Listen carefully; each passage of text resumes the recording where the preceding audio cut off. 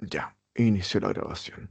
Hola, colegas, ¿cómo están? Espero que estén muy bien. Mi nombre es Paulo Cornejo, soy coordinador regional de CBGSP para América Latina y el Caribe, hispanohablante. Y básicamente este taller, o esta sesión, disculpen, sobre introducción y generalidades del inventario de gases de efecto invernadero forma parte de una serie de sesiones que hemos estado haciendo con Guatemala a petición de Guatemala, con respecto a lo que hemos llamado talleres virtuales para el análisis de las disposiciones de la MPGs para inventarios y apoyos. Entonces ya hemos tenido una serie de sesiones, que tuvimos dos sesiones a principios de este año con respecto a la MPGs para inventarios, y hace poquito, hace menos de un mes, tuvimos una sesión de los apoyos. Entonces esta sesión en particular, que ya hago el pase para acá, tiene relación con una introducción y generalidades de los inventarios nacionales de gases de efecto invernadero. Eso en general. No sé si se quieren presentar también los colegas de Guatemala antes de que partamos para que nos conozcamos. Así que le daría la palabra, María Alejandra, por favor, si te puedes presentar. Hola, buenos días, María Alejandra Salguero, de la Dirección de Cambio Climático del Ministerio de Ambiente y Recursos Naturales. Un gustazo, María. Juan Pablo, si quieres te presentas. Hola, sí, mucho gusto. Perdón que no puedo poner mi cámara, pero Ningún no problema. funciona ahorita.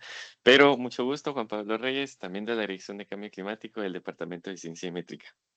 Buenísimo. Julius, si te puedes presentar.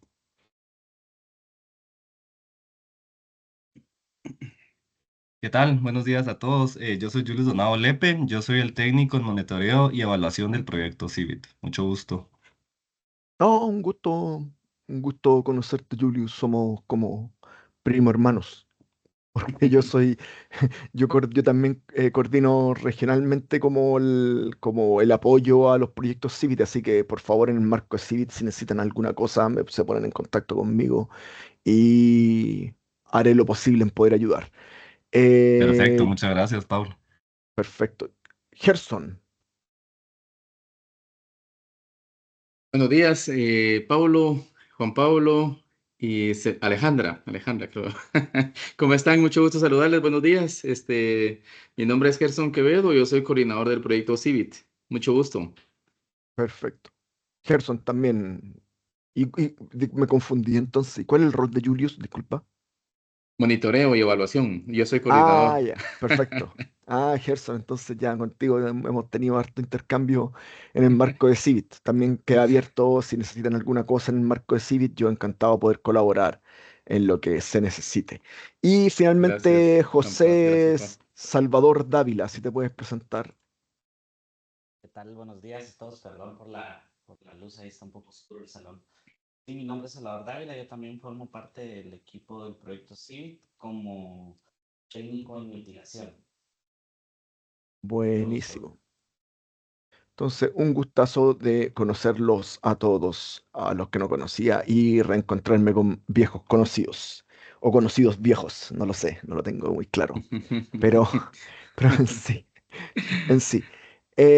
Bueno, algunas cosas básicas. Este tipo de actividades que nosotros hacemos para los países, o estos tipos de talleres, la idea es que sean mucho más acotados, más, o sea, más focalizados en la necesidad del país. Básicamente, nosotros hacemos actividades regionales donde hablamos para un montón de gente, pero en este caso, este tipo de talleres es como mucho más enfocado en pequeños grupos. Por lo tanto, lo primero que les puedo decir es que por favor, si tienen alguna duda o consulta, levanten su mano y conversamos. La idea es que vayamos avanzando al ritmo que ustedes necesiten. Porque es un taller enfocado solamente en el equipo de Guatemala. También les voy a pedir que mantengan su micrófono apagado. Y si necesitan hacer una pregunta, o la pueden escribir en el chat, o también pueden levantar su mano virtualmente y yo paro y contestamos la pregunta antes de seguir avanzando. La idea es que podamos hacer lo más fructífera y provechosa esta reunión para el país y su equipo técnico. Eso por mi parte, así que ya vamos a partir. Hoy día, como ya habíamos mencionado, íbamos a hablar sobre una introducción y generalidades de los inventarios nacionales de gases de efecto invernadero. Entonces vamos a partir. No sé si hay alguna duda, consulta, expectativa, comentario, reproche que quieran hacer antes de partir.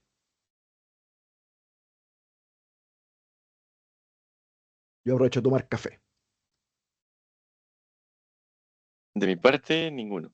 Ya. Yo tengo el reproche nomás que se me acabó ya el café de Guatemala, así que espero algún día poder volver por esas tierras y o conseguir café. Eh, Así que si nos vemos en algún taller, llévenme café. Va, lo voy a tener en cuenta. Sí, ténganlo en consideración. Creo que hay unas cosas por ahí por octubre. Hay la quincena de octubre. Participa Zika. Bueno, puede que ahí nos veamos. ¿Vas a estar Ya, en el de Zika? ayer me contactaron para pedir Ah, mi ok. participación, pero estamos en negociaciones. Todavía no lo podría confirmar, pero estamos en Ok. negociaciones. Entonces no Eh, compro todavía. claro, 15, 16, 17, 18 creo que.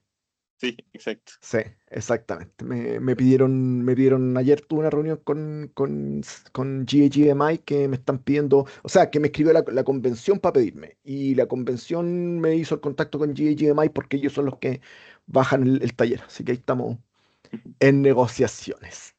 A ver qué tal entonces, ojalá. Sí, sí, ojalá. Así que le aviso el tiro si es que van a participar alguno, que eh, ¿cómo se llama? Que me lleve café. Bueno, entonces, vamos a partir con esta introducción y generalidades de los inventarios nacionales de gases de efecto invernadero. Lo primero que siempre es interesante saber sobre los inventarios es tener en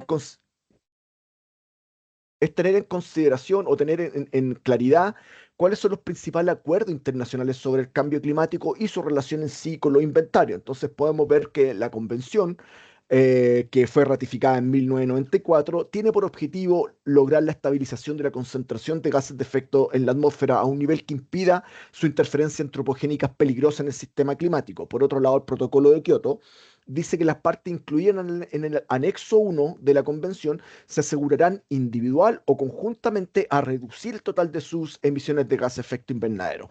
Y por otro lado, el Acuerdo de París tiene un gran macro objetivo que es limitar el aumento de la temperatura, idealmente muy por debajo del 2 grados, y idealmente por sobre el 1,5, va por bajo el punto 1,5, y tiene objetivos específicos. Y uno de los objetivos específicos dice que las emisiones mundiales de GEI alcancen su punto máximo lo antes posible, y a partir de ese momento una reducción rápida de las emisiones para alcanzar un equilibrio o neutralidad de gas efecto invernadero al 2050.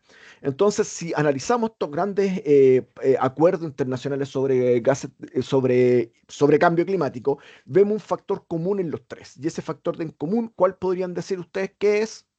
El tema de estabilización, reducción de gases de efecto invernadero. Entonces, una de las cosas que yo siempre digo, y que lo digo de forma totalmente narcisista y egocentrista, es que los inventarios de gas de efecto invernadero, como son la forma de contabilizar y reportar las emisiones de gases de efecto invernadero, son la base de la información de cambio climático. Es la más importante. ¿Por qué? Porque si te das cuenta en los objetivos de los acuerdos internacionales, todos tienen relación con gases de efecto invernadero, su seguimiento y con limitaciones a sus gases, con, con entender cuál es la dinámica de las emisiones de gases de efecto invernadero. Entonces yo creo que los inventarios de gases de efecto invernadero son básicamente lo de mayor relevancia. Em, Ahora, ¿qué pasa con los inventarios propiamente tal dentro del acuerdo internacional? Entonces podemos ver que en la convención dice que todas las partes deben elaborar, actualizar periódicamente, publicar y facilitar a la convención inventarios nacionales de gas de efecto invernadero utilizando metodologías comparables acordadas por la conferencia de las partes. En la base del protocolo de Kioto dice que cada parte incluida en el anexo 1 deberá establecer un sistema nacional de inventario que permita la estimación permanente de gases de efecto invernadero, y se determina Se determina unas directrices para tales sistemas, que es el artículo 5, y también se define una metodología única acordada por la COP, que son las directrices del IPCC. Por otra parte, el Acuerdo de París, que habla de los inventarios de gases de efecto invernadero, en el marco de transparencia reforzado, se indica que cada parte deberá proporcionar periódicamente un informe sobre el Inventario Nacional de Gases de Efecto Invernadero, elaborado por las metodologías aceptadas por el IPCC. También dice que la información que se comunique a cada parte conforme a lo solicitado se someterá a un examen técnico, y finalmente en el 2018 se aprueban las modalidades, procedimiento y directrices para la implementación del marco de transparencia reforzado. Entonces, básicamente, ¿cómo ha sido la evolución de los inventarios a través de los acuerdos internacionales en materia de cambio climático? La convención plantea que los países deben entregar inventarios. El protocolo de Kioto da un salto importante porque dice que los países desarrollados deben establecer sistemas nacionales para contabilizar esos inventarios. Y ya con el Acuerdo de París se nos establece un marco de transparencia único para todos los países, y donde nos dice básicamente que los países deben proporcionar informes del inventario nacional en conjunto con los BTR, y también nos indica las modalidades, procedimientos y directrices, que son el conjunto de reglas con los que se tiene que presentar un inventario. Eso en general. ¿Alguna duda, consulta con respecto hasta el momento? ¿Se entiende un poco cuál es la relación de los acuerdos internacionales con respecto a cambio climático y su relación con los inventarios? Entendería que sí. Entonces, Sí. perfecto. Entonces, desde el punto de vista de ya una introducción directa a los inventarios, ¿qué diantres es un inventario? Los inventarios consisten en un listado numérico exhaustivo de la contabilización de cada uno de los gases de efecto invernadero de origen antrópico liberados o absorbidos desde la atmósfera en un área y en un periodo específico que generalmente corresponde a un año. Para los países en desarrollo, los inventarios deben ser presentados como parte de la convención, perdón, deben ser presentados a la convención como parte de las comunicaciones nacionales cada 4 años, y de los informes bienales de actualización cada 2 años a partir del 2014. Sin embargo, a partir del 2024, o sea, de este año, los inventarios deben ser presentados como un informe del inventario nacional, que se conocen como NIR, National Inventory Report, y como parte de los informes bienales de transparencia, que son los Biennial Transparency Report. Y eso, la diferencia entre los dos periodos que estoy mostrando es porque antes del acuerdo, de la puesta en práctica del Acuerdo de París, que es desde este año, los inventarios se presentaron en las comunicaciones nacionales y en los informes bienales de actualización, y post Acuerdo de París se presentan como parte de los NIR, como parte de los BTR, y también como parte de las comunicaciones nacionales, que las comunicaciones nacionales continúan siendo parte de los acuerdos internacionales, tanto pre-París como post-París. Ahora, ¿cuáles son los beneficios de los inventarios nacionales de gases de efecto invernadero? Y aquí hay un tema súper importante, porque en realidad muchas veces nos limitamos o pensamos que hacer inventarios nacionales de gases de efecto invernadero tiene relación con todo lo que son los acuerdos internacionales y con básicamente voy a decirlo de esta forma, este concepto abstracto de que tenemos que cumplir las Naciones Unidas con respecto a presentar la información. Entonces, desde mi punto de vista, yo vengo haciendo inventario hace varios años. Creo que en realidad la presentación de los inventarios de Naciones Unidas es la última de los beneficios o de los requerimientos que tengamos que hacer con respecto a inventarios. Para mí el inventario tiene una importancia mucho más importante a nivel nacional, y aquí podemos determinar algunos de ellos.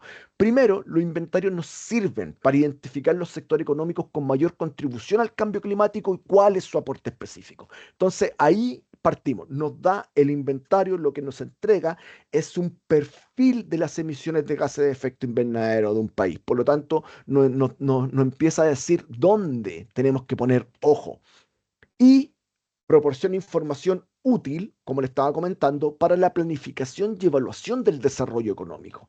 Por otra parte, proporciona información útil para abordar otros problemas ambientales, por ejemplo, la calidad del aire, el uso de la tierra, gestión de residuos. ¿Y por qué? Porque el inventario de gases de efecto invernadero compila una cantidad enorme de información que desde el punto de vista de la gestión ambiental, muchas veces toda esa información se trabaja o se ve desde diferentes ángulos. Por ejemplo, los ministerios de ambiente usualmente tienen un departamento, división o lo que sea de calidad del aire, tienen un departamento, una división de gestión de residuos, tienen una división de uso de la tierra o gestión territorial y cosas por el estilo, y se tratan como temas muchas veces separados o como, o como temas enfocados en un quehacer propiamente tal. Entonces, cuando en el inventario compilamos toda esta información y la ponemos a conversar, nos damos cuenta que es una información que se puede retroalimentar. Lo que pasa en calidad del aire puede tener efecto directamente en lo que es el uso de la tierra o la gestión de residuos o la gestión de las tierras. Entonces, básicamente lo que hace el inventario es como compila esta cantidad gigante de información, nos puede entregar un panorama mucho más holístico, mucho más macro sobre la gestión ambiental global del país. Eso por una parte. Por otra parte, identifica brechas en las estadísticas nacionales. Vuelvo a decir, como el inventario compila una cantidad gigante de información desde diferentes actores, ya sea de diferentes ministerios, como Ministerio de Agricultura, de Energía, Ministerio de Transportes o de las entidades que llevan las estadísticas del país, lo que te permite es poder orientar y identificar las diferentes brechas de la información que existen. Además, como el inventario consiste en una serie de tiempo que en teoría debería partir en 1990, también te permite identificar todas las brechas de la información que existen a lo largo del tiempo. Por otro lado, el inventario fomenta el trabajo colaborativo multidisciplinario entre organizaciones. Como les decía, como aquí vamos a estar levantando mucha información y vamos a estar discutiendo con muchas diferentes organizaciones y entidades gubernamentales o de la sociedad civil o de los privados, de empresas, de la academia. En realidad vamos a tener mucha gente con muchos diferentes backgrounds, con diferentes conocimientos, lo que hace que estos tipos de equipos sean multidisciplinarios. Como se transforman en equipos multidisciplinarios, cada uno de estos diferentes equipos va a poder tener una visión e interpretación de los resultados del inventario que van a poder hacer una complementación para una visión general. Es muy interesante la interacción que existe la interacción entre los diferentes profesionales que existe dentro de un inventario, porque muchas veces los colegas de diferentes organizaciones o instituciones, como por ejemplo Ministerio de Energía, van a poder dar una interpretación a la dinámica de las emisiones de gases de efecto invernadero, y por otro lado quizá los colegas de Agricultura puedan dar otra interpretación, y esa interpretación al final del día pueden complementarse y dar un entendimiento mucho más a cabalidad de lo que está pasando con la tendencia de las emisiones de gases de efecto invernadero. Por otro lado, ya que el inventario te presenta eh, un perfil de las emisiones del país y que se pueden identificar por diferentes sectores económicos, lo que hace también es entregarte información muy útil para poder definir cuáles son las opciones o las medidas de mitigación que un país puede implementar y dónde estarían sus prioridades, lo que sin lugar a duda va a orientar el establecimiento de una estrategia climática de largo plazo. Y finalmente, los inventarios de gas de efecto invernadero son la base para poder establecer esquemas de comercio de emisiones. En muchos países, principalmente Europa, por ejemplo, han estado estableciendo sistemas de comercio de emisiones para poder lograr sus objetivos de reducción de gas de efecto invernadero. El comercio de emisiones es uno de los tres mecanismos que se implementan dentro del MDL, del Mecanismo de Desarrollo Limpio. Entonces también muchas veces los países lo están ocupando, ya sean sistemas de comercio de emisiones entre países o sistemas de comercio de emisiones al interior de los países, como los típicos cap and trade, o no sé, hoy en en día muchos países están implementando, como hoy en día tenemos que implementar la NDC, las contribuciones determinadas a nivel nacional, muchos países se han autoimpuesto limitaciones considerables con respecto a las emisiones de gases de efecto invernadero, y para poder dinamizar estas reducciones de gases de efecto invernadero crean un comercio de emisiones. Algunos países, por ejemplo, el mismo Chile, yo soy chileno, ha impuesto presupuestos de carbono, que se llaman los carbon budgets. Y estos tipos de limitaciones sectoriales se pueden complementar con un esquema de comercio de emisiones para poder intercambiar emisiones entre los diferentes sectores que tienen limitaciones de emisiones de gases de efecto invernadero. Entonces, estos son los beneficios generales que puede tener un inventario a nivel nacional y que van mucho más allá y, a mi parecer, son mucho más relevantes que la simple presentación de esta información ante Naciones Unidas. No sé si hay alguna duda, consulta hasta el momento. Yo soy re bueno para hablar, así que, por favor, si estoy hablando mucho, No, tal vez yo solo quería hacer un comentario. Ah, perdón, ya había levantado la mano Julius ahí, pero rápido. Aquí en Guatemala, Pablo, uno de los temas antes era de que justamente la gente no entendía cuáles eran los beneficios que daban hacer los inventarios. Antes, yo me recuerdo en estos temas, la gente aquí creía que emitir gases de efecto invernadero era como que una cosa era grave, ¿verdad? Cuando realmente todos, digamos, todos los sectores emiten. Y me recuerdo un consultor que vino esa vez y decía, miren, si emitir gases de efecto invernadero es pecado o es grave, entonces habría que meter a la cárcel a las vacas, decía él, ¿verdad? No, hombre, o sea, aquí hay que cambiar el chip y realmente a raíz de irles inculcando, digamos, los beneficios de los inventarios, cómo eso puede influir para implementar acciones de eficiencia energética y cómo a través de eso se pueden reducir hasta los costos y todo eso, eso cambió un poquito la forma de ver esto y por eso es que ahorita ya hay un poquito de más colaboración para el intercambio de datos, pero antes sí era bien cuadrado este tema porque no se sabía vender estos beneficios que daban exacto. los inventarios. Sí. Solo era un Sí, comentario. no, no, buenísimo el comentario porque es muy, muy pertinente. De hecho, el inventario muchas veces yo hablo que el inventario de gases de efecto invernadero es una herramienta para la gestión ambiental. Y como toda herramienta para la gestión ambiental, cuando uno lo junta con el concepto de economía social y ambiente, el concepto de sostenibilidad, al final del día es una herramienta para la sostenibilidad en sí. Efectivamente, yo conozco hartos ejemplos de organizaciones e instituciones que han visto el inventario con buenos ojos y lo han adoptado. Por ejemplo, en el caso particular de Chile, me acuerdo que el Ministerio de Energía, cuando comenzamos a hablar con ellos sobre la posibilidad de que ellos elaboraran el inventario del sector energía, ellos inmediatamente lo vieron como una herramienta de gestión. ¿Por qué? Porque el mismo departamento de ellos, el que hace el balance nacional de energía, es el encargado de la prospectiva energética del país. Entonces ellos dijeron simplemente nosotros somos encargados del balance nacional de energía, somos encargados de la prospectiva energética del país, y el inventario nosotros lo vemos como una herramienta que, si nosotros lo llevamos y nosotros calculamos las emisiones, nos va a permitir entrar una variable más a la prospectiva, que es gases de efecto invernadero. Entonces es sumamente importante para ellos y ellos lo tomaron, fue relativamente sencillo hacer que ellos dijeran, nosotros vamos a hacer el inventario de aquí para adelante, porque la visión que ellos tuvieron fue bastante eh, inteligente, podríamos decir, porque al final del día es una herramienta más. Ese es el tema, es una herramienta más que te puede servir para hacer prospectiva. Entonces ellos dijeron, vamos a usar esta herramienta.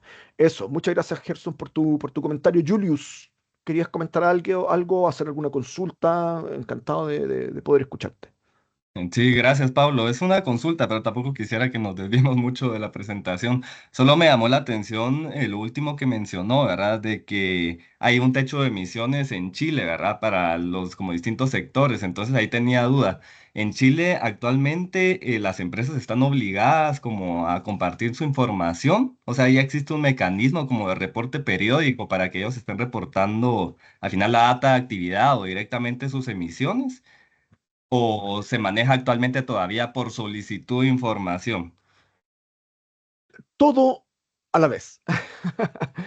Lo que pasa es que para poder limitar las emisiones de un país, eh, si un país dice, por ejemplo, ya, yo voy a emitir máximo tanto en su NDC, hay mecanismos. Uno de los mecanismos que existe es tanto los carbon budget como también los impuestos al carbono. Entonces, en el caso de Chile, por ejemplo, hay un impuesto al carbono. Son $5 por tonelada, una cosa así. Entonces, ahí efectivamente, en el caso, en aquellos, en el la respuesta en realidad es depende de la circunstancia, porque hay unas empresas que están mandatadas por ley a reportar sus emisiones de CO2 porque están sujetas al impuesto al carbono. Entonces ellos tienen que reportarlas sí o sí y tienen que tener algunas características. Son aquellas empresas que tienen caldera o consumo, no me acuerdo, creo que son 50 de generación de más de 50 megawatts, no, te mentiría en estos momentos, pero tiene una característica particular ese tipo de empresas que tienen instaladas generadores o tienen instalado caldera o un montón de características tecnológicas que consumen grandes cantidades de combustible y que emiten gases de efecto invernadero. Entonces, el impuesto al carbono está hecho para ese tipo de empresas. Y ese tipo de empresas tiene la obligatoriedad de 2 veces al año reportar sus emisiones. Y para ello, el gobierno, el Estado en realidad, les exige que tengan CERN, que son los medidores, estos típicos medidores que se le ponen en cada una de las cosas y tienen su metodología particular. Entonces, en ese caso, sí se sabe quiénes son los que emiten y cuánto emiten. Es un mecanismo más para reducir gases de efecto invernadero. Ahora, dentro del punto de vista de los impuestos, de los carbon budget en Chile, se mandata a que los ministerios son los encargados de poner las políticas y las regulaciones pertinentes para poder cumplir con el budget que se ha sido asignado al ministerio. Entonces, por ejemplo, el Carbon Budget dice ya, el sector agricultura del inventario es responsabilidad del Ministerio de Agricultura. Entonces, el Ministerio de Agricultura deberá implementar actividades, regulaciones, lo que sea, para regular su sector económico, que es el que se está entendiendo que es el que está emitiendo, como de esa forma están establecidos. Entonces, ahora efectivamente la ley de cambio climático implementa el Sistema Nacional de Inventario, ya lo hace real desde el punto de vista legal y le da atribuciones para el levantamiento de información. Ahora, el reglamento, yo entiendo que el reglamento todavía no se ha terminado el reglamento, en donde ahí en el reglamento indica qué potestad para levantar información tiene las autoridades pertinentes. Entonces eso todavía no está definido. Ahora, obviamente en el caso particular de Chile, hay bastantes limitaciones como para exigir la información al privado. Si bien se avanza en la transparencia, creo que hay bastantes limitaciones. Pero por otro lado, eh, siempre se dice, o se puede hacer por las buenas o por las malas. Por las buenas casi siempre es como conseguir acuerdos con los proveedores de datos para que te entreguen los datos, o si no, por las malas les ponen legislación. Esas es como los dos mecanismos, pero se avanza más en uno, se avanza más en otro, bla, bla, bla, y también tiene el problema de que muchas veces tú puedes tener la ley implementada, pero en realidad no se cumple la ley. También puede darse las circunstancias, pero eso en general como a grandes rasgos una respuesta a lo que tú me estabas planteando. Muy bien, ¿Sí? muchas gracias, Pablo. Sí, solo era para tener Perfecto. más claridad, ¿verdad? Como al Sí, final uno de los objetivos del proyecto CIVIT es poder establecer los mecanismos, ¿verdad? Para intercambio de información. Entonces ahí tenía la inquietud, ¿verdad? De cómo es que se estaba trabajando este tema en Chile. Muchas claro. gracias.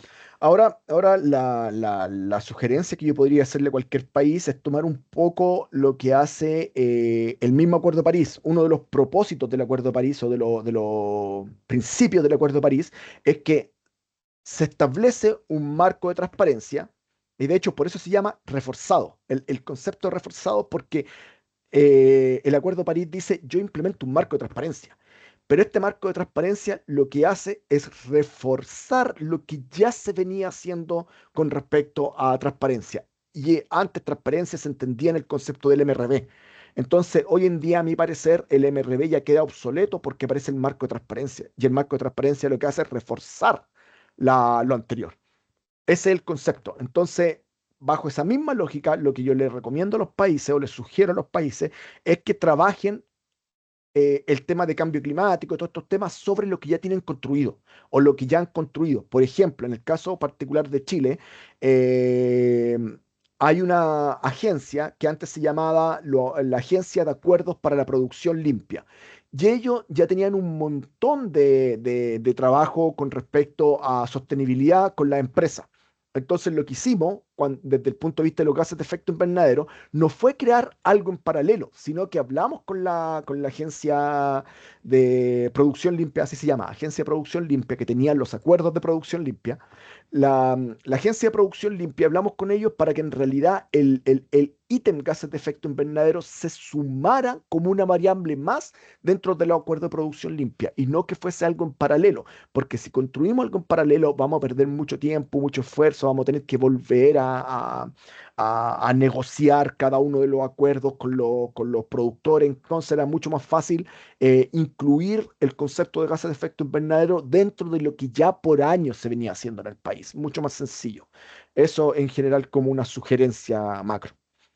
Ok, entonces, para también tener claro, para una cuantificación que asegure, y aquí es lo importante, para que aseguremos la credibilidad, la consistencia y la comparabilidad entre los diferentes inventarios de los países, la Convención propone las directrices metodológicas elaboradas por el Grupo Intergubernamental de Expertos sobre el Cambio Climático, que todos conocemos como el IPCC, para la elaboración y actualización de su inventario. Entonces, siempre me gusta dejar claro dos cosas. Para los inventarios, podríamos decir que hay dos fases. Una fase es la elaboración del inventario y otra fase o otra acción es la presentación de inventario ante la Nación Unida. Entonces, para la elaboración de los inventarios se dice que hay que usar las directrices del IPCC. Por otro lado, para la presentación de los inventarios de Naciones Unidas hay que usar las modalidades, procedimientos y directrices. Son dos cosas diferentes y hay que tenerlas siempre en consideración, porque en realidad cuando nosotros hacemos inventario lo hacemos utilizando las directrices del IPCC, pero nosotros para presentar el inventario ante Naciones Unidas tenemos que usar las modalidades, procedimientos y directrices, que son las MPGs.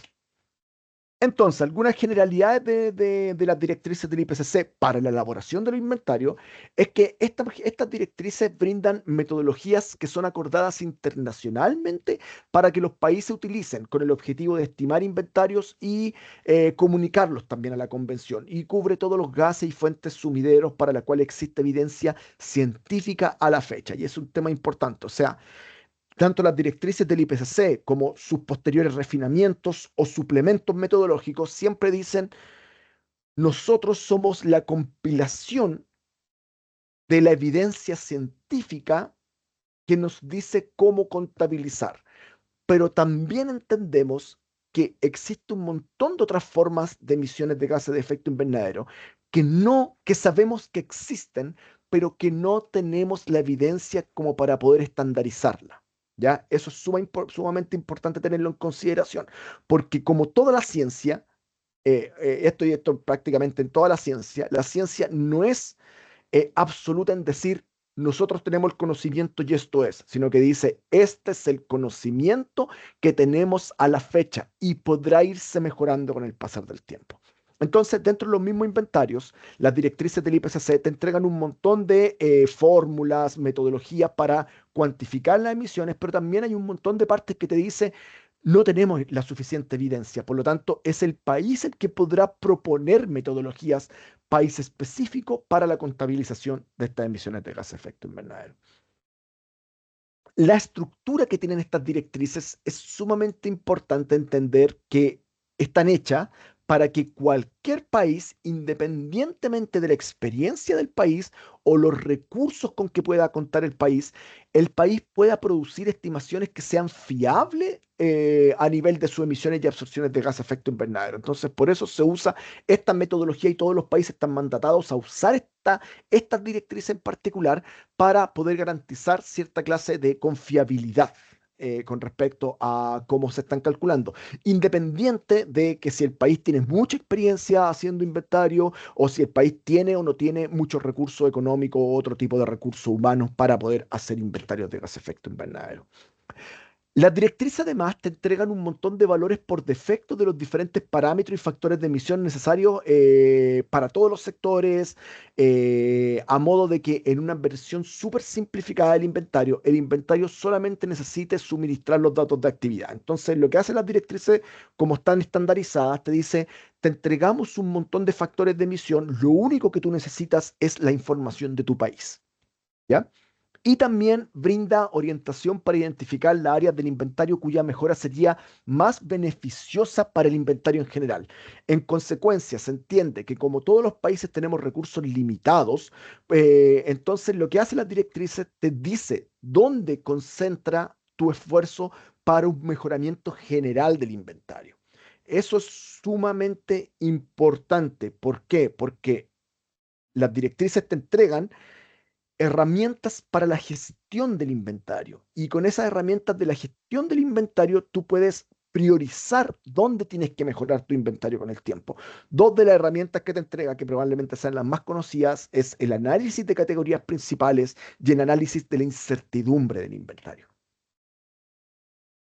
¿Cuáles son los gases de efecto invernadero cubiertos por las directrices del IPCC? Tenemos los tres principales, que son los básicos, que son el dióxido de carbono, el metano y el óxido nitroso. Después te entrega otra serie de gases, que son los que se conocen como los gases fluorados o gases F, y que ahí tenemos a los hidrofluorocarbonos, tenemos al perfluorocarbono, al hexafluoruro de azufre, y te entrega otro gas que toma relevancia ahora último, con el Acuerdo de París, que es el trifluoruro de nitrógeno, y también te entrega otros, otras metodologías y directrices para otros gases, pero sin embargo, los que están aquí en verde, en naranjo y en rojo son los gases que son mandatorios para presentar en el marco del Acuerdo de París. Eso es súper importante. Ahora, ¿por qué lo pongo en verde los primeros tres? Porque existe flexibilidad para presentar estos gases. Entonces, por un lado, si bien los países están mandatados a presentar 7 familias de gases, o gases individuales o familia, son los que están aquí remarcados, también te dice que en caso que el país necesita flexibilidad, va a poder presentar o debe presentar los que están enmarcados en verde, que serían los tres principales, que son el dióxido de carbono, el metano y el óxido nitroso.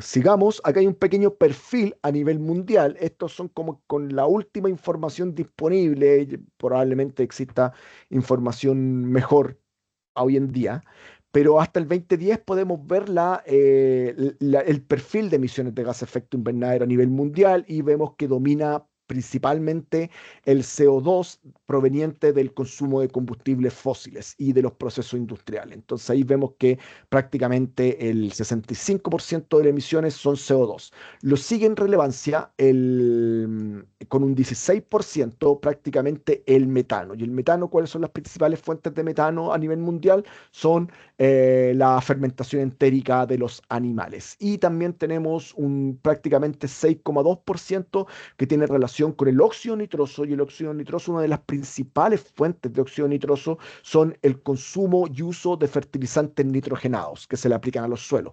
Y también de forma muy menor, un 2%, tenemos los gases fluorados, que los gases fluorados, si bien a nivel general son un 2% o es muy bajo hoy en día, lo que es relevante es que el incremento de estos gases y la participación de estos gases dentro del perfil de emisiones ha venido en un incremento súper importante. Entonces, todos los países estamos poniendo mucho ojo hoy en día qué está pasando con los gases fluorados, porque primero, los gases fluorados son los únicos gases de origen netamente antrópico. O sea, son creados por el humano, no son gases como podríamos decir, oye, el CO2, el metano, el óxido nitroso son gases naturales que están en la atmósfera por procesos biológicos, lo que sea. En cambio, los gases fluorados son gases creados por el humano y que están teniendo un impacto en el cambio climático. Ahora, el inventario está dividido netamente por, o sea, al revés. Los sectores económicos de un país se agrupan en sectores que comparten características relativas a los procesos que generan emisiones de gas de efecto invernadero. Entonces eso también es muy importante mencionarlo porque muchas veces la gente dice o piensa que dentro de un inventario de gas de efecto invernadero los sectores son los mismos que los sectores económicos y en realidad no. Están reagrupados porque en realidad dentro del inventario se reagrupan con base en la dinámica de las emisiones. Entonces, a su vez, los sectores están conformados por categorías, subcategorías, fuentes o sumideros. Y aquí podemos ver, es un poco confuso esta tabla, voy a tratar de explicarlo de la mejor forma posible, pero aquí lo que traté de hacer con esta tabla es mostrar los sectores según las diferentes directrices que han venido saliendo con el pasar del tiempo. Por ejemplo, en las directrices para las comunicaciones nacionales, habían 6 sectores. Estaba el sector energía, sector procesos industriales, el sector utilización de disolvente y otros productos, agricultura, cambio, uso de la tierra y silvicultura, residuos. Con el pasar del tiempo, estos sectores han tenido algunas dinámicas. Por ejemplo, y el más importante, y que lo quiero mencionar netamente aquí, es que dentro de las directrices del IPCC del 2006 se reconoce solamente 4 sectores, que es energía, procesos industriales y uso de productos, agricultura y silvicultura, perdón, agricultura, silvicultura y otros usos de la tierra como un único sector y residuos. Sin embargo, para la presentación de inventarios ante Naciones Unidas en el marco de transparencia reforzado con la operación de su modalidad de procedimiento y directrices del artículo 13, nos dice que son 5 los sectores, que es energía, procesos industriales y uso de producto, agricultura separado del uso de la tierra, cambio de uso de la tierra y silvicultura, y el sector residuos. Entonces, es aquí donde aparece el primer punto donde yo les decía, ojo, para hacer inventarios se hacen con las directrices del IPCC, pero para presentar los inventarios se hacen con las modalidades de procedimiento y directrices del artículo 13. Entonces hay que tener cuál es el mayor cambio es que en las directrices del IPCC, agricultura está junto con el tema de silvicultura y otro uso de la tierra en este gran sector que se llama AFOLU. Muchas veces nosotros lo conocemos por AFOLU, mientras que para presentar los inventarios, el sector agricultura debe ir separado del uso de la tierra, cambio de uso de la tierra y silvicultura. No sé si hay alguna duda con respecto a eso, que a mí en lo personal me parece que es relevante, bastante relevante, especialmente para los países que han venido ocupando o implementando por primera vez las directrices del IPCC del 2006.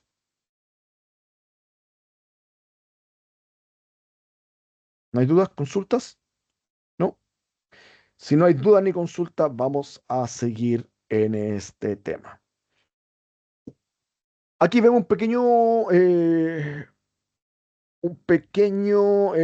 perfil del año 2010 también con respecto a su derecha en el círculo van a ver los sectores o categorías de emisiones de gas de efecto invernadero y al su lado, perdón, a su lado izquierdo dije, derecho, a su lado izquierdo, y a su lado derecho van a ver como el consumo, van a ver como el perfil desde el punto de vista del consumo.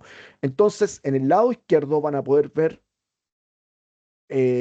por ejemplo, que las mayores emisiones de gas de efecto invernadero están generadas por la producción de electricidad y calor. Lo sigue, sin lugar a duda, las emisiones de gases de efecto invernadero del sector afolo en general, de la silvicultura, agricultura y uso de la tierra. También podemos ver que tiene una muy importante participación la industria, el consumo de combustible para la industria y también el consumo de combustible para el transporte con un 14%. Ahora analicemos los sectores. No sé si hay alguna duda antes de que nos metamos netamente a los sectores. Todo claro, gracias, Pablo. Todo bien. Perfecto, vamos bien entonces. ¿Qué consiste el sector energía? Básicamente el sector energía agrupa el consumo de combustibles fósiles en los países y sus emisiones fugitivas. ¿Qué quiere decir las emisiones fugitivas? Son todas aquellas emisiones que se escapan, ya sean de forma voluntaria o intencional, de la producción de esos combustibles. Entonces aquí es simplemente el sector de energía agrupa todo el combustible que se utiliza y las emisiones generadas por la producción de ese combustible. Y este sector está dividido en las siguientes subcategorías, o categorías, disculpen. Industria de la energía, que considera los gases de efecto invernadero del combustible quemado para la extracción de combustible, o por la industria de producción de energía. El transporte, que considera todos los GEI provenientes de la quema de combustible de todas las actividades de transporte nacional, ya sea el transporte terrestre, aviación, ferrocarriles, navegación. Se excluye el transporte militar y el transporte internacional. Y eso es sumamente importante. Dentro del inventario de gases de efecto invernadero, el transporte internacional, ya sea marítimo o aviación, se contabiliza y se reporta como elemento informativo, pero no se suma al inventario. Eso es sumamente importante. Luego también viene toda la categoría que es industria manufacturera y de la construcción, que considera los gases de efecto invernadero de la quema de combustibles para la actividad industrial. Incluye asimismo toda la quema para la generación de electricidad y calor para uso propio de la industria. Y también tenemos toda esta categoría que se llama otros sectores, que aborda todas las emisiones que vienen de los edificios comerciales e institucionales, todas las emisiones por quema de combustible en los hogares. Usualmente también aquí se conoce por eh, ¿cómo se llaman? Usualmente como residencial y comercial. Y también tenemos todas las emisiones fugitivas, que son emisiones intencionales o no intencionales, que emanan de la extracción, procesamiento, almacenamiento y transporte del combustible a su punto final. Entonces, aquí está un panorama bien general de cómo se ve las subcategorías dentro del sector energía. Gerson, por favor. Sí, Pablo, solo una preguntita, es que es primera vez que le pongo ojo ahí a la parte esa donde dice excluyéndose el transporte militar, pero digamos ese son, digamos, consumo de combustible, digamos, por transporte de, digamos, pensando aquí en Guatemala, por ejemplo, ¿no debería entonces ahí incluir todo el consumo de combustible que tiene que ver con el transporte militar? O sea, esa parte no la entiendo, digamos, a qué se refiere Ya, exactamente te explico, te explico. ujú, Dentro del inventario, eso se llaman operaciones militares. En un montón de países, los ya, países hacen operaciones militares y hay un consumo de combustibles por esas operaciones militares, ¿cierto? O sea, si sí, estamos moviendo tanques, si estamos moviendo ujú, ujú, navíos, si estamos moviendo, consumen. Entonces, hay un acuerdo internacional para excluir del inventario esas emisiones. ¿Por qué? Porque podrían comprometer la seguridad del país. ¿Ya? O sea, si transparentamos de alguna forma cuánto combustible yo estoy consumiendo en operaciones militares, posiblemente más de algún ingeniero genio podría deducir cuál es el armamento o cuál es la capacidad militar del país. Por lo tanto, por ese motivo están excluidas. Todo lo que es transporte militar en operaciones militares, por ejemplo, es súper conocido. O sea, pues todo el tiempo estamos escuchando que Estados Unidos está haciendo operaciones militares con sus socios para, no sé, lo que sea. China mueve sus aviones sobre Taiwán, no sé, todas esas cosas. Entonces, todo eso no lo incluimos en el inventario, sino que decimos expresamente no lo vamos a, no se transparenta eso por fines, por acuerdos de seguridad internacional. En el caso del transporte internacional, eso es porque básicamente dentro de Naciones Unidas hay dos instancias en las que se dedican a contabilizar y a proponer medidas de mitigación para el transporte internacional. Ahí tenemos a Corsia y tenemos a otra más que se me olvidó el nombre, ustedes probablemente se acuerdan más que yo, que son los que ven el transporte internacional aéreo y el transporte internacional.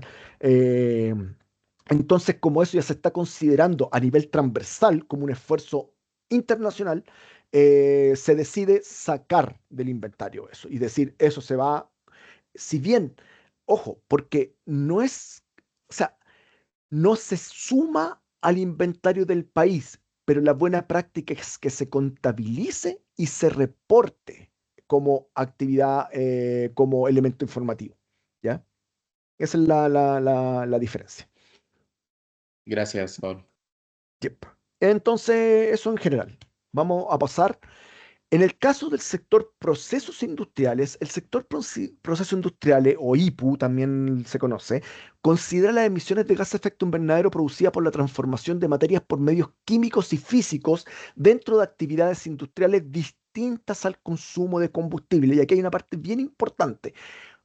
Procesos industriales es la transformación de materias primas, y cuando uno transforma esas materias primas a producto, se liberan gases de efecto invernadero.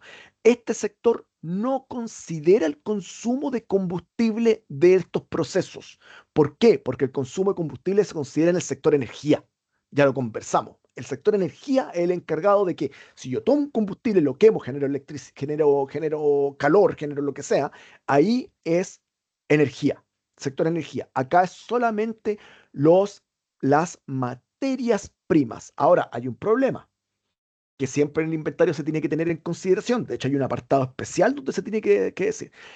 Ojo, porque las materias primas que son usados perdón, los combustibles que son utilizados como materias primas, hay que tener cuidado en no contabilizarlo, porque podríamos decir, oye, en realidad consumimos un combustible y podríamos reflejarlo en el sector energía, pero en realidad ese consumo de combustible no es la quema, sino que es un consumo de combustibles para utilizarlo como materia prima, por ejemplo, para generar parafinas, o para generar velas, cosas por el estilo y un montón de otras cosas. Lubricantes, por ejemplo. Lubricantes, una cosa es que lo quemes el lubricante, otra cosa es que lo uses. Entonces, si el lubricante lo quemas, se contabiliza en el sector energía. Si el lubricante lo usas para su fin, que es lubricación, se debe considerar en el sector IPU. Entonces, hay temas que tienen que tenerse en consideración dentro del inventario. Y también eso es lo que le da el sabor a los inventarios desde el punto de vista técnico. O sea, es el desafío que tenemos los países cuando armamos inventario. Entonces, ¿cuáles son sus categorías? Las categorías que forman parte del sector IPU. Primero, la producción de minerales, que son todas las emisiones de CO2 relacionadas con los procesos que resultan del uso de materias primas carbonatadas en la producción y el uso de una variedad de productos minerales. Entonces aquí, dentro de esta categoría, tenemos la producción de cemento, la producción de cal, la producción de vidrios. Tenemos la otra categoría, que es la industria química, y que de la misma forma que la producción de minerales, es todas las emisiones de gas de efecto invernadero que resultan de la producción de químicos inorgánicos y orgánicos, por ejemplo, el amoníaco, ácido nítrico, metanol y etanol. Tenemos toda la producción de metales, principalmente aquí está hierro y acero, ferroaleaciones, aluminios, y tenemos el uso de productos no energéticos de combustible y de solventes, que es lo que te estaba mencionando.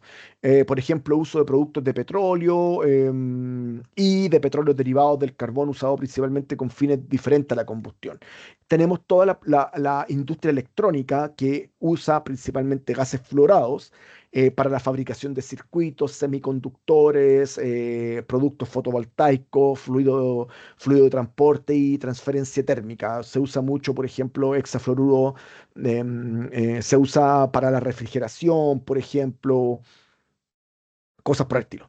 Y también tenemos el otro tipo de uso de halocarburos y hexafluoruro de azufre, por ejemplo, aquí estaba mencionando el tema de uso como gases refrigerantes y como aislación térmica.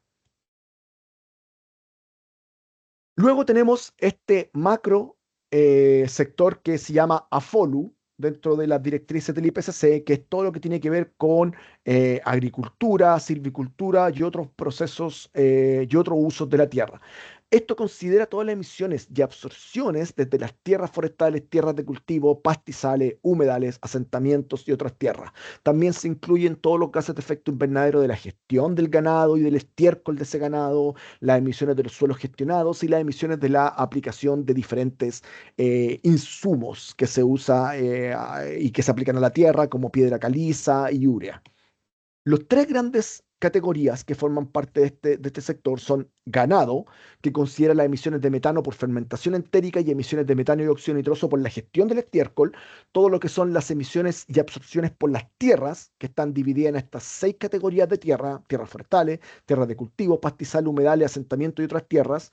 Y también tenemos otra categoría que se llama fuentes agregadas y fuentes de emisión no CO2 de la Tierra, y que aquí encontramos todo lo que es la quema de biomasas, el encalado, la aplicación de urea y las emisiones directas e indirectas de los suelos gestionados, el cultivo del arroz, etcétera. Finalmente, tenemos el sector residuo, que el sector residuo contabiliza las emisiones de GEI generadas por las reacciones que son anaeróbicas, que se producen desde la descomposición de estos residuos, el tratamiento biológico de estos residuos, la combustión de residuos y el manejo de aguas residuales. Entonces aquí están esas mismas categorías. Disposición de residuos sólidos, o sea, nuestros residuos sólidos que terminan en un sitio de disposición final, eso se emite tanto metano como óxido nitroso. Tenemos el tratamiento y descargas de aguas residuales, tenemos el tratamiento biológico de los residuos sólidos y tenemos la incineración de residuos, que todas estas categorías nos están emitiendo gases de efecto invernadero, de los residuos que generamos tanto a nivel domiciliario como los residuos que se generan a nivel industrial. No sé si hay alguna duda con respecto a lo que tiene que ver con los sectores del inventario antes que nos metamos a los temas transversales.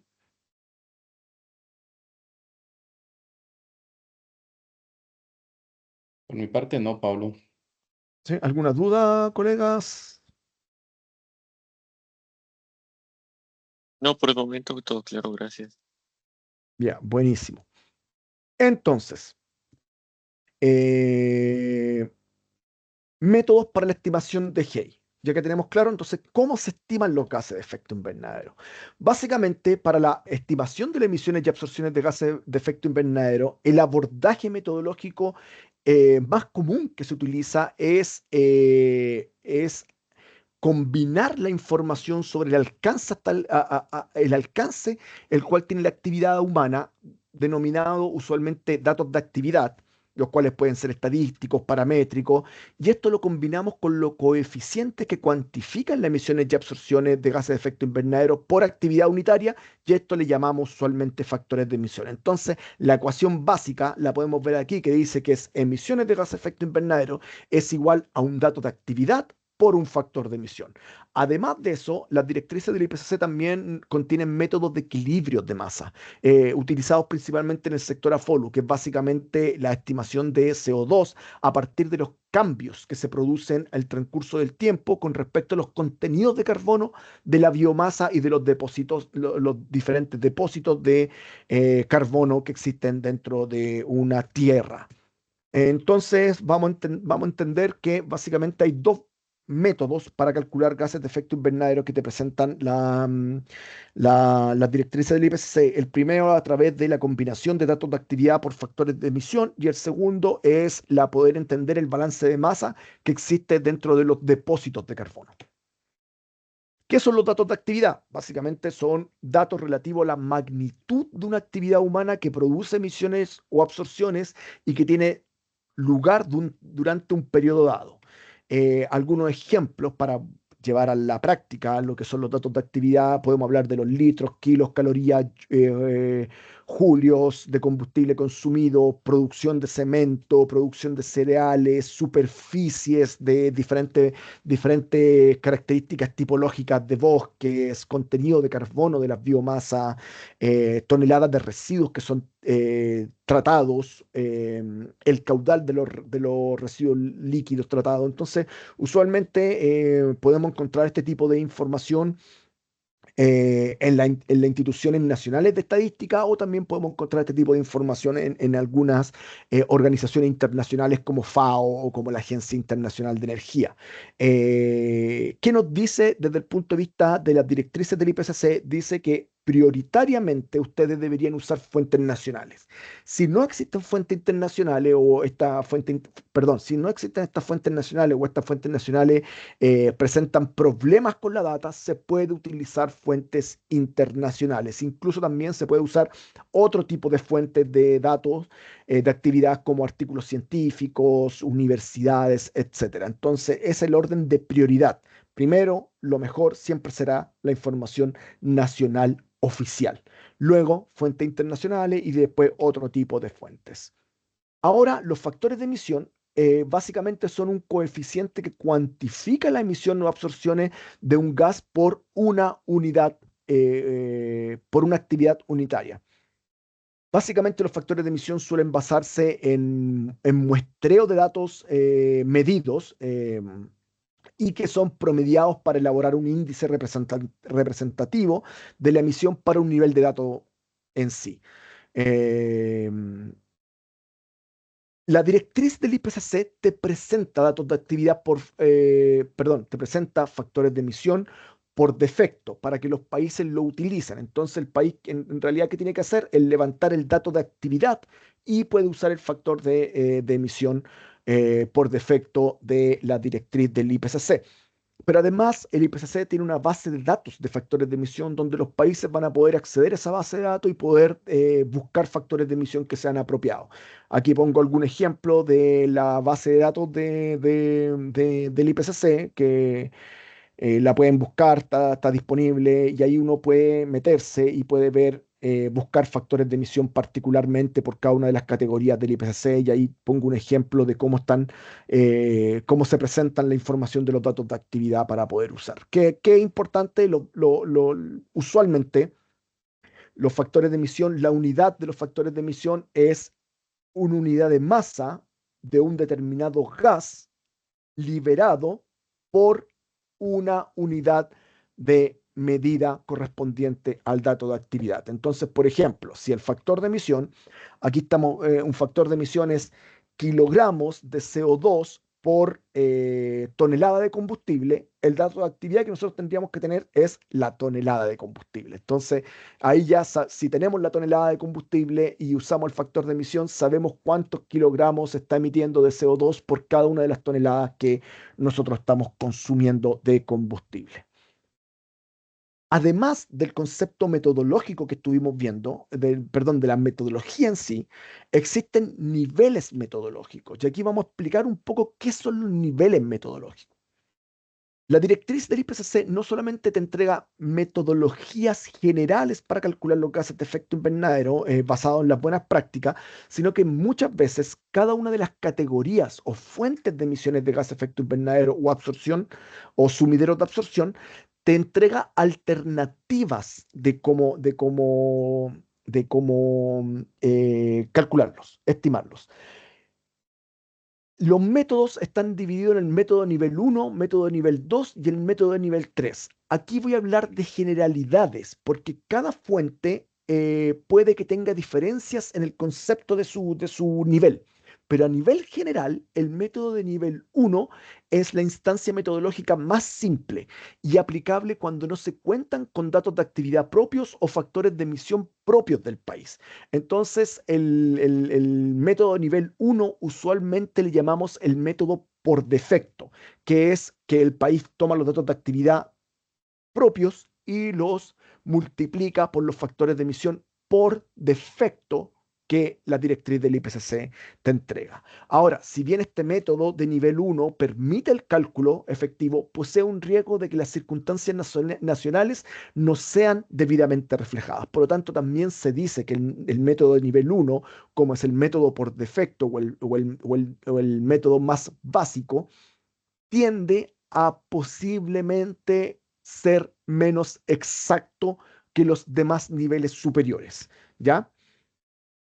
El método de nivel 2 utiliza el mismo concepto del método de nivel 1, pero con factores de emisión o datos de actividad paramétricos propios del país o de alguna región en particular del país. Bajo estas circunstancias, es altamente probable que la estimación que hagamos de estos gases de efecto invernadero sea más exacta que con el método de nivel 1. Usualmente se habla de que para las categorías principales el país debería avanzar en implementar métodos de nivel superior que el por defecto. Y luego tenemos el tercer método que corresponde a un método específico de un país que ha sido desarrollado a través de modelos, censos y otros, cuya aplicación es recomendada siempre que haya la suficiente validación.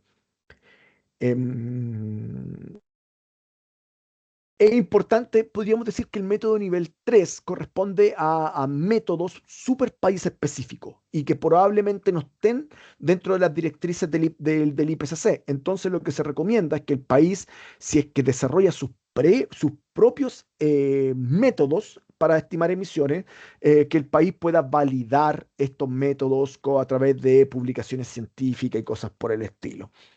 Y para poder escoger estos niveles, las directrices del IPCC ofrecen árboles de decisión para saber qué método es factible aplicar a los cálculos. Entonces, ustedes, cada categoría que ustedes vayan a estimar dentro de un inventario de gases de efecto invernadero, tiene un árbol de decisión que parte diciendo, ya, esta categoría es categoría principal, sí, no. Si es sí, aplique un método de nivel 2 y el método de nivel 2 usted necesita esta información y esta información. Si no es una categoría principal, aplique el método de nivel 1. Y es un típico árbol de decisión para poder entender qué métodos deberíamos aplicar. ¿Ya? ¿Se entiende hasta el momento? ¿Alguna duda, consulta? Nops. Oh, claro, Pablo. Perfecto. Entonces vamos a seguir ya con un concepto que es sumamente importante, que son los indicadores de la calidad de un inventario, porque el inventario debe ser posible juzgar su calidad hasta donde podamos medir la calidad. Entonces, hay 5 indicadores de la calidad de un inventario. La primera de ellas, y probablemente a mi parecer el más importante, es la transparencia. ¿Qué quiere decir la transparencia? Es que debe existir documentación clara y suficiente para que las personas o los grupos que no sean aquellos que elaboraron del inventario entiendan cómo fue hecho. ¿Ya? O sea que la idea es que una persona externa a quienes hicieron el inventario pueda entender lo que se hizo para obtener los resultados. Entonces, la transparencia implica que el país debería mostrar claramente todos los datos de actividad que utilizó, cuáles son los valores de los factores de emisión que utilizó, cómo, qué tipo de técnicas de empalme de datos utilizó cuando no encontró información, que sea claro, que sea transparente. ¿Ya? El otro indicador de calidad es la exhaustividad, que dice que deberían declararse todas las emisiones para todas las categorías existentes dentro del país, ya en la totalidad de la cobertura del territorio del país. Entonces, básicamente, ¿qué dice la exhaustividad? Dice que el país debería estimar y reportar todas las fuentes sumideros que existen en el país. No podríamos, la idea es que tendamos, si queremos un inventario de calidad, deberíamos evitar no reportar algo. Eso es básicamente. Luego tenemos la coherencia. La coherencia es importantísima. ¿Por qué? Porque te dice que para realizar las estimaciones de gases de efecto invernadero para cada categoría, para cada gas, para cada sector, debe ser la misma consistencia y coherencia metodológica a través de los años. ¿Ya? ¿Por qué? Porque un inventario es un conjunto de años, es un periodo. Un inventario no es solamente un inventario para un año, es una serie de años. Dentro de lo que tenemos que presentarle a la convención, los inventarios deberían partir en el 2020, en 1990. Entonces ya tenemos hasta el 990, 2000, 2010, 2020, tenemos más de 30 años en un inventario. Y eso es la tendencia. Entonces, ¿qué es lo que nosotros buscamos dentro del inventario? Nosotros buscamos entender las tendencias de las emisiones de gases de efecto invernadero, ¿ya? Y al aplicar el mismo método, las mismas fuentes de datos de actividad, la mismos factores de emisión a través de los años, lo que garantizamos es que la tendencia que nosotros veamos sea una tendencia real y no sea una tendencia ficticia dado cambios metodológicos. Entonces, cuando nosotros vemos que un inventario va al alza o que va disminuyendo, sea por cosas que efectivamente pasaron y no por un cambio metodológico o un cambio del factor de emisión. O sea, podríamos decir, no, mira, desde el año 2020 las emisiones de gas de efecto invernadero se han reducido en un 15%. Perfecto. ¿Pero por qué se redujeron 15%? Se redujeron, ¿por qué? Porque hubo una acción de mitigación o hubo efectivamente hubo el dato de actividad se redujo, o alguien me podría decir, no, lo que pasa es que desde el 2020 cambiamos el factor de emisión de un factor de emisión de 10, lo cambiamos a 5 porque creemos que 5 es más bonito. No sé. Entonces, ese cambio en realidad es ficticio. Es una tendencia que cambió simplemente porque tú dijiste, voy a usar este factor de emisión en vez de este otro. Eso es lo que se evita dentro de los inventarios y eso se llama coherencia. Tenemos el tema de la comparabilidad y la idea es que todos los inventarios se reporten de la misma forma, usando los mismos mecanismos de reporte. ¿Para qué? Para que todos los inventarios sean comparables entre ellos. Por eso los inventarios tienen sectores, tienen categorías y cosas por el estilo, para que nosotros cuando digamos, oye, si yo comparo el sector de energía de Guatemala con el sector de energía de cualquier otro país, sea lo mismo lo que estamos comparando. Conceptualmente es lo mismo, no estamos comparando diferentes cosas y eso contribuye a la comparabilidad. Y lo último es la exactitud, que la exactitud lo que se busca es que todas las estimaciones que hagamos sean lo más exacta posible con la idea de reducir la incertidumbre del inventario. ¿Ya? Entonces, lo que buscamos también es que nuestros inventarios sean exactos. Esos son los indicadores de calidad. Es un tema súper importante porque el inventario, cuando uno dice un inventario es de calidad, no es porque el inventario sea bonito o feo, sino que porque el inventario tiende a cumplir estos indicadores de calidad. ¿Ya? ¿Dudas, consulta con respecto a esto? Que es bastante relevante en todos los sentidos. Bueno, si no hay más dudas ni consultas, vamos a avanzar a la siguiente parte. Ahora vamos a empezar a hablar como de los temas transversales del inventario. ¿Qué quiere decir los temas transversales? Los temas transversales son todos aquellos temas que competen a todos los sectores por igual. Las directrices del IPCC están divididas en volúmenes y los volúmenes abordan, hay un volumen de orientación general para el inventario, que es el volumen 1. Y luego tenemos volúmenes por cada uno de los sectores y tenemos capítulos dentro de los volúmenes. Entonces, los temas transversales son aquellos temas que son transversales para todos los sectores. Por eso se llaman temas transversales. La primera de ellas está la recopilación de los datos. Y la recopilación de datos es una parte integral en el desarrollo y actualización de un inventario. Probablemente, a mi parecer, la compilación de los datos es la parte que más te va a tomar tiempo dentro de un inventario. Porque en realidad calcular las emisiones de gases de efecto invernadero es bastante sencillo. El problema está en levantar la información pertinente. Entonces, lo que te pide las directrices del IPCC como una buena práctica es que avances en formalizar la recopilación de datos y que la recopilación de datos se adapte a las circunstancias nacionales del país. ¿Por qué? Porque cada uno de los países tiene circunstancias y dinámicas propias con respecto a cómo se maneja la información a nivel país. Por lo tanto, te dice que la buena práctica sería que tú formalizaras los procesos de recopilación de datos con base en tus circunstancias nacionales. Entonces, los procedimientos formalizados de recopilación de datos son sumamente necesarios para encontrar y procesar los datos ya existentes, así como para generar nuevos datos a través de encuestas, medición, etc. Uno de los temas que, como les decía, en los beneficios del inventario es que el inventario te puede detectar dónde están las brechas de datos estadísticos de un país. Por lo tanto, además, el inventario te puede promover que se implementen mecanismos para la creación de nuevos datos y de nueva información. Es importante tener en consideración que la recopilación de datos abarca tanto el valor numérico propiamente tal, su unidad, pero es sumamente importante que cada vez que ustedes levanten datos de actividad en el marco del inventario, también identifiquen cuál es su incertidumbre, porque uno de los mecanismos o de las herramientas que tiene el inventario para poder priorizar dónde tenemos que mejorar nuestro inventario es justamente el concepto de incertidumbre. Y también se dice que desarrollar una estrategia de recolección de datos para cumplir con los objetivos de calidad de los datos en cuanto a puntualidad y también a los indicadores de calidad. Entonces, sumamente importante que el país desarrolle una estrategia de cómo va a recolectar los datos. Además, los inventarios tenemos que presentarlos cada 2 años a Naciones Unidas, por lo tanto, son procesos iterativos.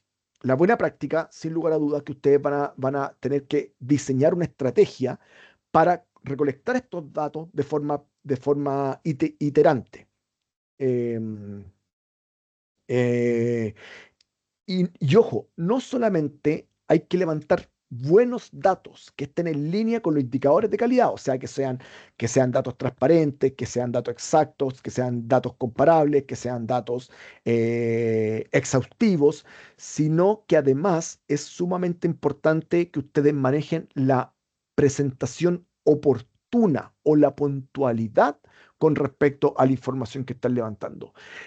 En palabras simples, no sacan nada con hacer esfuerzos para obtener datos de la mejor calidad si esos datos no están en el tiempo que tú los necesitas.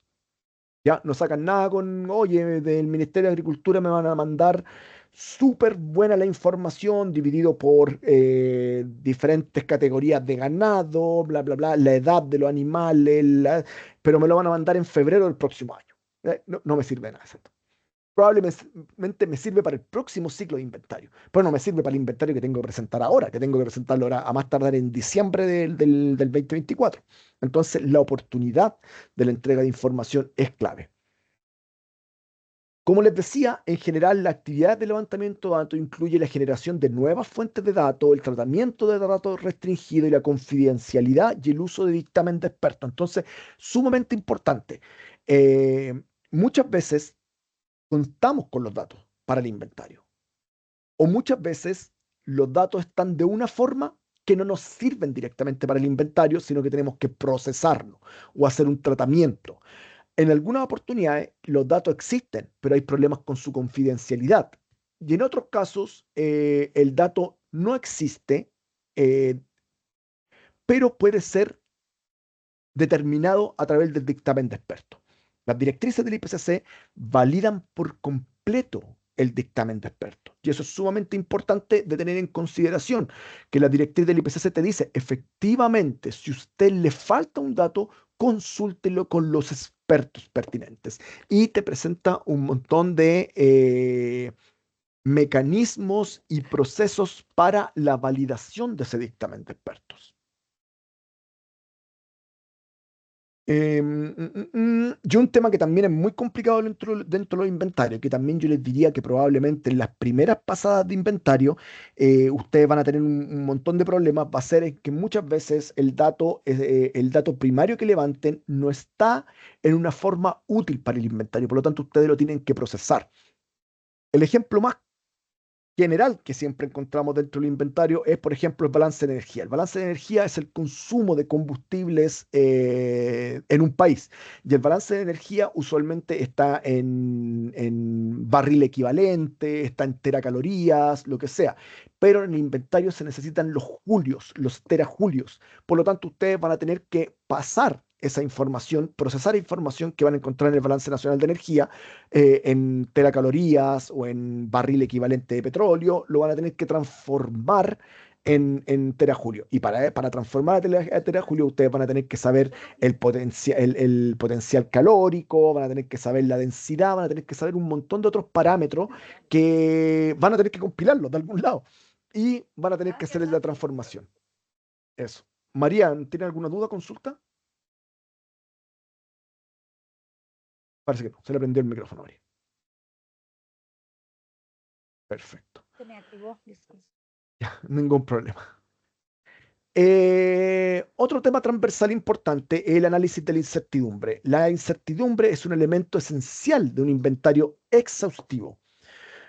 Básicamente, la incertidumbre se reduce a la falta de conocimiento del valor verdadero de una variable y que puede describirse como una función de densidad probabilística que caracteriza el rango y a la probabilidad del valor posible.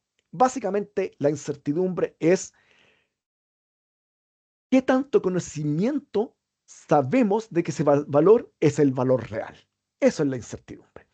El análisis de incertidumbre se debe tomar como un medio para priorizar los esfuerzos nacionales destinados a reducir la incertidumbre del inventario en el futuro y para guiar la decisión sobre la elección metodológica. Entonces, ahí hay un tema también importante. Muchos países se vuelven locos con el concepto de incertidumbre y pelean mucho, gastan mucho tiempo en el tema de incertidumbre y cuando les sale incertidumbre de 30% se asustan y la, la incertidumbre dentro del inventario se recomienda usarla como una herramienta para la gestión y priorización de esfuerzos más que cualquier otra cosa. No es para decir, no existe un criterio que te diga un inventario es bueno o malo si es que tiene X o Y incertidumbre. No se juzga de esa forma el inventario. Se juzga, la incertidumbre es netamente para que el país pueda identificar dónde tiene que hacer esfuerzos para mejorar. ¿Ya? En general, las directrices del IPCC incluyen dos métodos para la evaluación de la incertidumbre: el método de propagación del error y el método de Monte Carlo. El método de propagación del error es el más simple, se puede hacer con una hoja de cálculo estándar, mientras que el Monte Carlo se requiere un software especializado para poder hacerlo. Así que nuestra sugerencia siempre es que los países partan a través del método de propagación del error, calculando su incertidumbre y que pongan énfasis no en el resultado final de la incertidumbre, sino que pongan énfasis en cómo vamos a usar los resultados de la incertidumbre para gestionar mejoras de la exactitud de nuestro inventario. ¿Qué quiere decir eso? Si, si yo estoy calculando una categoría o una fuente de gases de efecto invernadero y lo hago a través del método de propagación del error, donde combino la incertidumbre del factor de emisión y la incertidumbre del dato de actividad. Si mi factor de emisión tiene una incertidumbre del 30% y mi dato de actividad tiene una incertidumbre del 150%, ¿qué es lo que dice? ¿Qué es lo que le dice al país eso? Le dice que para poder reducir su incertidumbre combinada, debería hacer esfuerzos para reducir la incertidumbre de su dato de actividad, porque el dato de actividad es 150 versus factor de emisión que es 30. Entonces ahí simplemente te dice y te aclara dónde tienes que hacer tus esfuerzos para reducir la incertidumbre total del inventario. Eso con respecto a incertidumbre. No sé si hay alguna duda, consulta. Tal vez un comentario, Pablo, que justamente eso que tú mencionas ahorita es la clave para poder hacer el plan de mejoras, digamos, de los inventarios, ¿verdad? Porque ahorita justamente que se va a ir desarrollando el inventario, pues ahí se van a ir identificando, se van a hacer todos estos análisis y a partir de ahí uno puede justamente hacer un plan de mejoras para implementarlo para el próximo BTR y ahí ir viendo cómo justamente con las mejoras implementadas se reduce la incertidumbre para no estar propagando de manera exponencial el error asociado, por ejemplo, a los datos de actividad o al factor de emisión, ¿verdad? Pero sí, justamente Exactamente. esa es como la clave, ¿verdad? Exactamente, tú lo acabas de decir, es una clave el análisis de incertidumbre junto a lo que voy a hablar ahora, que es el análisis de categorías principales, que justamente es poder identificar qué es lo que se debe mejorar. Ujú, ujú. Ahí está la clave, porque al final del día el inventario es gigante, son cientos de categorías, cientos de fuentes de emisiones de gas de efecto invernadero.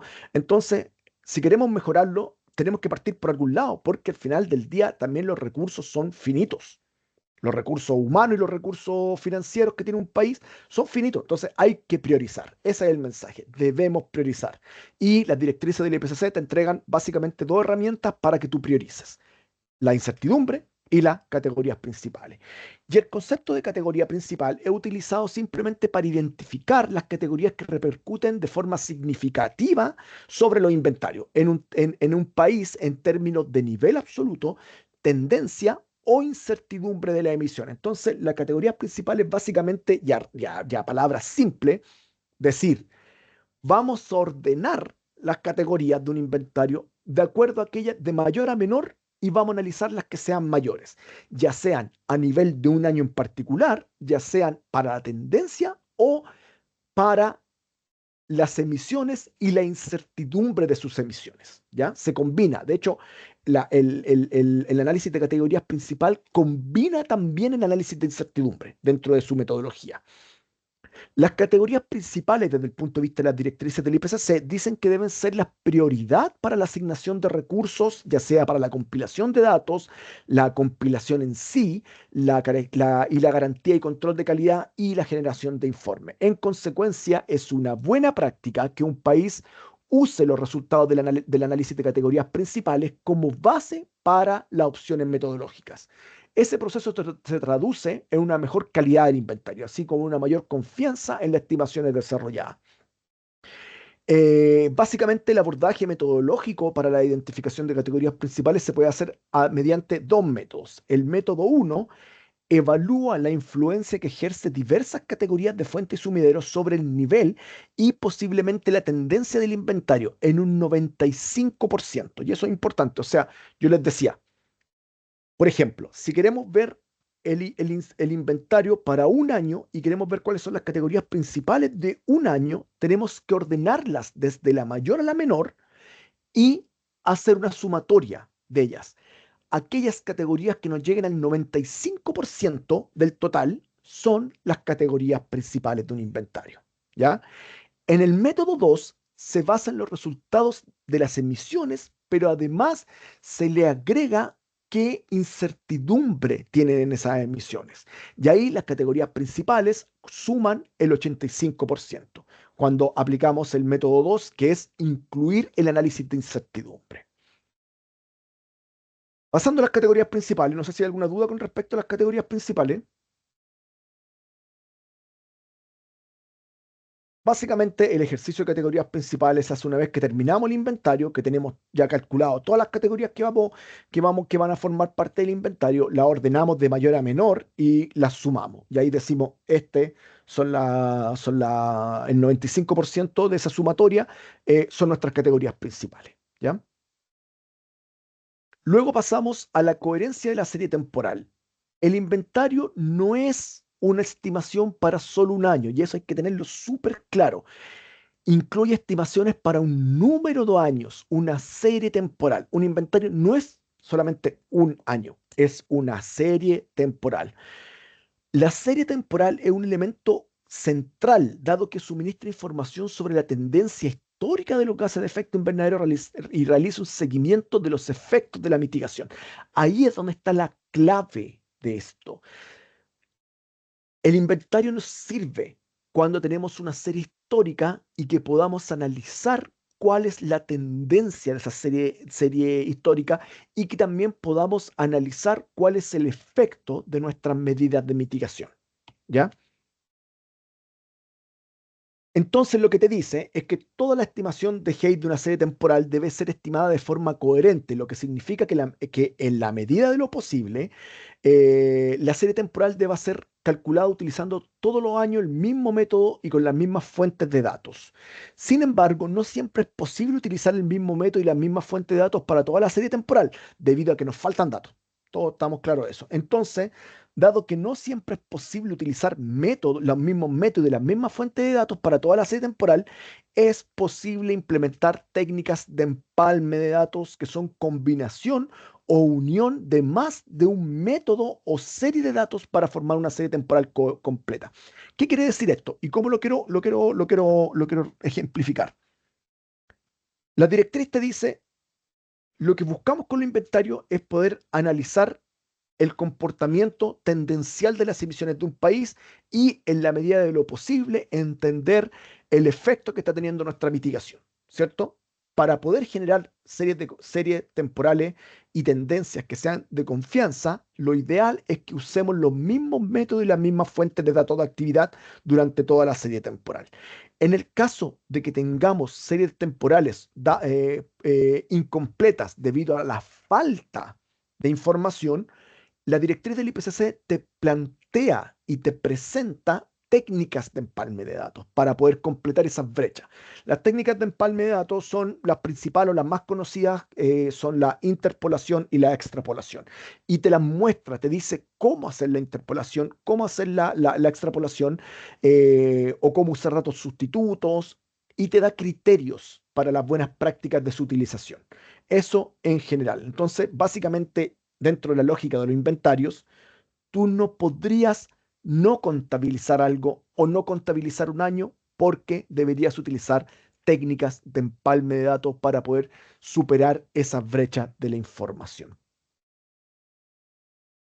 Aquí tenemos un ejemplo del inventario de Chile, donde se ve claramente el sector energía que está en rojo, el sector IPU que está en naranjo, que es muy menor, menos del 7%, el sector agricultura que anda por ahí por el 10%, que es ese verde que van a ver acá, lo voy a mostrar con el láser, ese verde, van a ver el sector residuos en morado, no sé, en púrpura, no sé, soy re malo para los colores, no te lo podría decir. Y vemos en verde, un verde más oscuro, las absorciones de gas de efecto invernadero, porque están están bajo el cero, son números negativos. En los inventarios de gases de efecto invernadero, los números negativos representan absorciones de gases de efecto invernadero, mientras que los números positivos representan emisiones de gases de efecto invernadero. Entonces, como tenemos emisiones y como tenemos absorciones, hacemos un balance, hacemos una suma. Y lo que ustedes ven como esta línea es el balance entre el total de emisiones y el total de absorciones. Y vemos que en el caso de Chile hay mucha variabilidad con respecto a su tendencia. Entonces es aquí donde empieza la pregunta. Esta tendencia que se ve en el balance, ¿es una tendencia real y está reflejando las circunstancias nacionales o son tendencias debido a errores, ya sean en los cálculos o cambios de datos de actividad o cambios de factores de emisión? Entonces, es ahí donde uno se pregunta. Entonces, ahí básicamente uno podría ver, por ejemplo, el año 2017, donde el año 2017 no se ven absorciones y se dispara el balance de forma increíble. ¿Es un error de Chile o refleja una circunstancia nacional? La respuesta es que refleja una circunstancia nacional, ya que ese año, el 2015, es el año histórico donde existieron los mayores incendios forestales en el país. Y como se nos quemaron gran parte de los bosques, hubieron 700.000 hectáreas quemadas en el país. 700.000 hectáreas. Básicamente, los bosques perdieron, las emisiones que se generaron fueron mayores a la capacidad de absorción de todos los bosques del país. Por lo tanto, es una tendencia hacia la emisión. Y de hecho, todos estos valores que ustedes van a ver en el 20, en el 98, en el 2002 y en particular en el 2012, todos esos que están viendo aquí son producto de incendios forestales. Y entonces el balance de Chile está reflejando una tendencia real. Ahora, nosotros podemos tomar una lupa y empezar a revisar cada uno de los sectores, la tendencia de los sectores y buscar la interpretación de las tendencias que se están dando. Eso es lo que busca el inventario. Más que decir, no, mira, sabes que en realidad el año 2007 está así porque sabes que cambiamos la metodología para ese año, o cambiamos el factor de emisión, o sabes que nos equivocamos en las emisiones. Eso es lo que se tiene que tratar de evitar. ¿Alguna duda con respecto a la coherencia?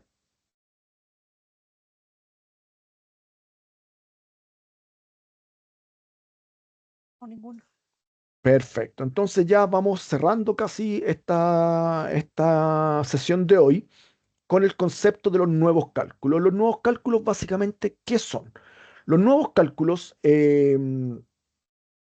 cualquier cambio metodológico que tú tengas entre inventarios, por ejemplo, si en el inventario anterior tú ocupaste una fuente de datos y en el inventario de ahora, o el inventario que estás haciendo ahora, que usualmente uno le va agregando años, usa otra fuente de datos o otro factor de emisión o otro método de nivel, lo que se debe hacer es volver a calcular todos los años previos ¿Cuál es el objetivo de eso? Garantizar una coherencia de la serie temporal. Entonces, si yo mejoré, y esto usualmente se debe a que uno en el inventario va haciendo mejoras, y si yo incluyo una mejora, en el próximo inventario tengo que recalcular toda la serie histórica. ¿Para qué? Para que la serie histórica refleje de forma coherente la tendencia existente. Entonces, aquí nos dice que todos los cambios metodológicos, como las refinaciones a través del tiempo, son parte esencial de la mejora de la calidad del inventario. Y se considera una buena práctica que cada vez que tú cambias algo o refinas un método, los cambios metodológicos son inducidos frecuentemente por el desarrollo de un conjunto de nuevos datos o datos diferentes y existe una refinación. No voy a entrar mucho más en detalle con esto.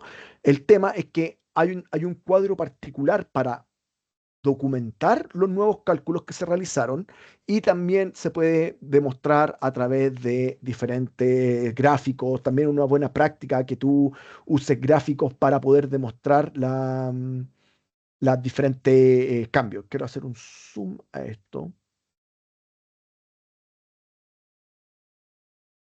Ya, no lo estoy pudiendo hacer el zoom en estos momentos, pero por ejemplo en la parte de acá uno está viendo cómo el inventario de Chile, el mismo que yo le estaba mostrando, eh, se comparan los dos inventarios para el balance del inventario del cuarto informe bienal de actualización y del quinto.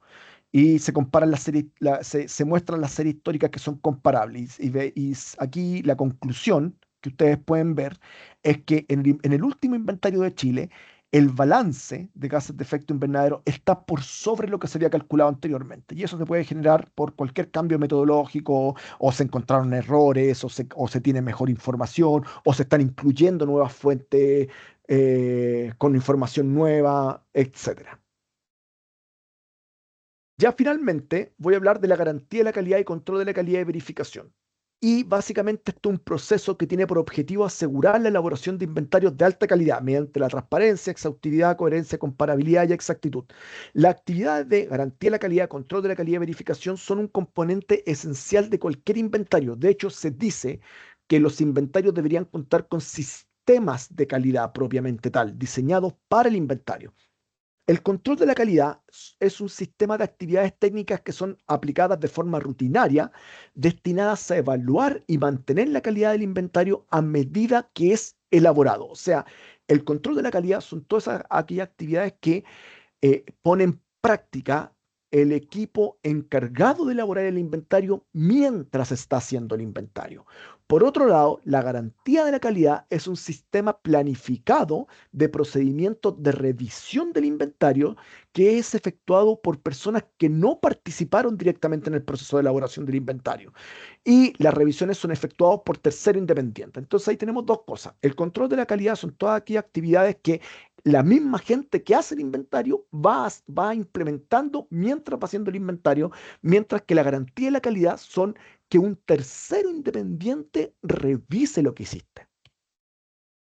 Y por último, la verificación son todas aquellas actividades que se hacen para comparar tus resultados con resultados que hayan obtenido otros terceros independientes. Entonces, muchas veces es muy buena práctica que ustedes, por ejemplo, comparen su datos de actividad nacional con con los mismos datos publicados en fuentes internacionales. Por ejemplo, que ustedes compararan la población del ganado que tienen, de las estadísticas nacionales, con lo que tiene FAOSTAT. O, por ejemplo, el consumo de combustible que ustedes tienen con alguna otra agencia internacionales como la ADE o la Agencia Internacional de Energía. Entonces ustedes vean si son las mismas magnitudes, cosas por el estilo. Son medidas de comparación de datos. Y eso sería finalmente, en esta presentación, le agradezco enormemente su paciencia de participar de esta sesión y no sé si hay alguna duda o consulta que podamos tener antes de dar por concluido la sesión. Espero también que haya sido clara la sesión. Sí, bastante claro. Muchas gracias, Pablo. De mi parte, creo que pues entendió bien, entonces no tengo dudas. Buenísimo. No sé si hay alguna otra duda o consulta. No, por mi Ninguna lado, duda, Andrés. Perdón. Dale, tú primero. Ninguna duda ni consulta, solo agradecer, Pablo, siempre muy claro en siempre sus explicaciones y gracias. Buenísimo. Panorama mucho más amplio. Totalmente. Buenísimo. Me alegra mucho. No, igualmente, Pablo, muchas gracias ahí por la presentación. Siempre estos espacios son de mucho aprendizaje para nosotros. Siempre que vemos estas cosas, siempre salen cosas nuevas y siempre nos están formando constantemente, ¿verdad? Yo solo quería preguntarte, Pablo, si esta presentación la van a compartir para ver. Yo vi unas cosas Obviamente. ahí que yo necesito verlas a más profundidad y ver cómo lo vamos ya aplicando, ¿verdad? Para los temas Sí, que vamos obviamente empujando. obviamente vamos a compartir la presentación, se la voy a mandar a Juan Pablo. Juan Pablo y también van a quedar en la plataforma de transparencia Ah, ok. climática. Ujú. A ver, voy a cortar la grabación hasta el momento. En la plataforma de transparencia climática